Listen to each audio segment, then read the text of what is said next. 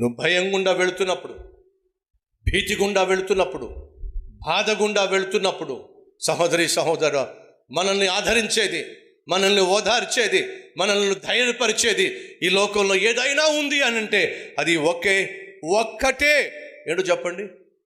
యేసు వాక్యం. ఏమిటది? యేసు వాక్కు, యేసు మాట. అర్థమవుతుందా? ఎందుకు దేవుని సన్నిధికి రావాలి? ఎందుకు క్రమంగా దేవుని సన్నిధిలో దేవుని ఆరాధించాలి?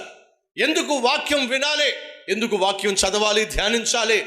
సంగమా వినో, నువ్వు బైబుల్ని చదువుతున్నప్పుడు బైబుల్ నిన్ను చదువుతుంది. జ్ఞాపకం పెట్టుకో. నువ్వు బైబుల్ని చూస్తున్నప్పుడు అదే బైబుల్ నిన్ను చూస్తుంది. జ్ఞాపకం పెట్టుకో. నీ స్థితిగతులను చూస్తుంది.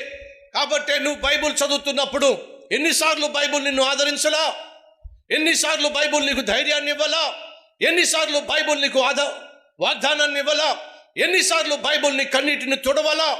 ఎన్నిసార్లు నువ్వు ఆదరణ కోల్పోయి అల్లాడిపోతున్నప్పుడు బైబుల్ నిన్ను ఓదార్చలా? ఎలా తెలిసింది బైబుల్కి నీ స్థితి ఏమిటో? ఆ బైబిల్ ఏంటో తెలుసా మీకు? ఆది అందు వాక్యం ఉండెనో, వాక్యము దేవుని యొద్ద ఉండెనో, వాక్యమే దేవుడై ఉండెనో, ఆ వాక్యమే కృపా సత్య సంపూర్ణునిగా మన మధ్య సంచరించెను. ఆ వాక్యమే ప్రభు అయిన యేసుక్రీస్తు.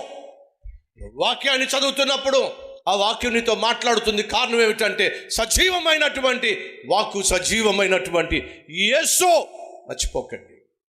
నిన్ను నన్ను ఆదరించగలిగిన, ఓదార్చగలిగిన, ధైర్యపరచగలిగిన, బలపరచగలిగిన, స్థిరపరచగలిగినది ఒకే ఒక్కటే వాక్యం.